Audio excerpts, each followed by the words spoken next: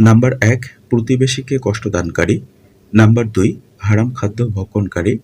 Number ৩, আত্মীয়তার সম্পর্ক ছিন্নকারী। Number ৪, মাতা-পিতার অবাধ্য সন্তান। নাম্বার ৫, অশ্লীলভাষী ও উগ্রমেজাজি। নাম্বার ৬, প্রতারণাকারী শাসক। নাম্বার ৭, অন্যের সম্পদ আত্মসাৎকারী। নাম্বার ৮, চগলখোর। নাম্বার ৯, খোঁটাদানকারী, অবাধ্য সন্তান। নাম্বার ১০, অন্য পিতার সঙ্গে সম্বন্ধকারী। নাম্বার ১১, গর্ব ও অহংকারকারী। নাম্বার ১২, রাসূল সাল্লাল্লাহু আলাইহি সাল্লামের নাফরমানকারী।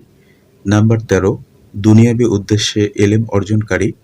নাম্বার ১৪, অকারণে তালাক কামনাকারী নারী।